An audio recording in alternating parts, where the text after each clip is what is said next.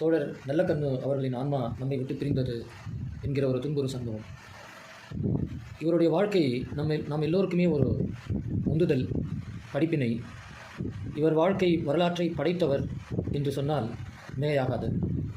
தமிழகத்திற்கு மாத்திரமல்ல, இந்தியாவிற்குமே இவருடைய ஒட்டுமொத்த வாழ்க்கை ஒரு குறிப்பிட்ட பங்களிப்பினை வழங்கியிருக்கிறது என்று சொன்னால் அது மிகையல்ல. இவர் ஒரு சிறந்த சுதந்திர போராட்ட வீரராவார். நம் நாடு விடுதலை அடைந்ததும் பிரிட்டிஷ்காரர்களால் சிறையளிக்கப்பட்ட கம்யூனிஸ்டுகளை எல்லாம் விடுதலை செய்வார்கள் என்கிற ஒரு எதிர்பார்ப்பு இருந்தது.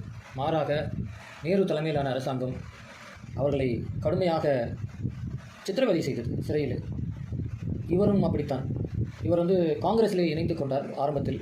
பிறகு கொள்கை ரீதியாக ஈர்ப்பு காரணமாக கம்யூனிஸ்ட் இயக்கத்திலே வெள்ளையனே வெளியேறு இயக்கத்திற்கு பிறகு தன்னை இணைத்துக் கொண்டார். சுதந்திரத்துக்கு முன்பும் சிறை சென்றார், சுதந்திரத்திற்கு பின்பும் சிறை சென்றார்.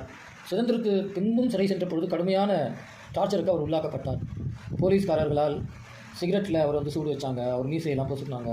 ரொம்ப அவர் சொல்ல முடியாத அளவுக்கு அவர் கஷ்டப்பட்டிருந்தாலும் அவர் ஒரு காலத்தில் இந்திய கம்யூனிஸ்ட் கட்சியை பேன் பண்ணியிருந்தாங்க. அப்புறம் ஒரு வழியாக லிஃப்ட் பண்ணியிருந்தாங்க. உங்களுக்கு தெரியும், 1956 உலகத்திலே முதல் முறையாக ஒரு எலெக்டட் கம்யூனிஸ்ட் கவர்மெண்ட் நம்பூதிரி பாட் அவர்கள் தலைமையில் கேரளாவில் வந்தது. தமிழ்நாட்டிலையும் லெஃப்ட் பார்ட்டிஸ் ஒரு கன்சிடரபிள் பொசிஷன் வச்சுருந்தாங்க. உழைக்கும் வர்க்கத்துக்காகவே கடைசி வரைக்கும் போராடின தலைவர்களில் நல்லக்கண்ணு ஐயா அவர்களும் ஒருவர். அவங்க சுதந்திரத்துக்கு அப்புறம் பார்ட்டியெல்லாம் பேன்லாம் லிஃப்ட் பண்ணதுக்கப்புறம் தன்னை எவ்வளோ பண்ண முடியுமோ அவ்வளோ அவங்க பண்ணியிருக்காங்க. கடைசி வரைக்கும் கொஞ்சம் கூட அவங்க சொகுசுன்றதை விரும்பினது கிடையாது. அவருக்கு கிடைச்ச பணம் எதுவாக இருந்தாலும், காரு எந்த வசதியும் வேணான்னு சொல்லிட்டாரு. காரில் ட்ராப் பண்ணுறேன்னு சொன்னால் கூட அவர் ஏற்றுக்க மாட்டாராம். பேருந்தில் போவார் அல்லது நடந்து போவார் கடைசி வரைக்கும்.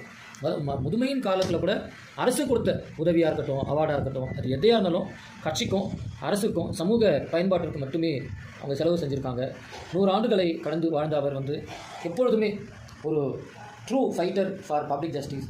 என்வாயன்மெண்டலாக, அதாவது மணற்கொள்ளை இது போன்ற பல்வேறு இதுகளுக்கு அதுக்கு அவர் எதிர்ப்பு தெரிவித்து சிறை சென்று ரொம்பலாம் கஷ்டப்பட்டிருக்கார். பட் அவரோட contribution to the public service நம்மளுடைய தமிழ்நாட்டுடைய வளர்ச்சிக்கும் உழைக்கும் வர்க்கத்தின் வளர்ச்சிக்கும் அது இமயம் அளவிலான பங்களிப்பாகும். அப்படிப்பட்ட ஒரு தலைவர் இனி நமக்கு கிடைப்பாரா என்றால் இது கேள்விக்குறிதான்.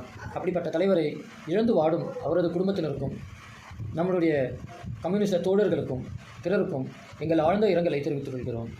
God bless you.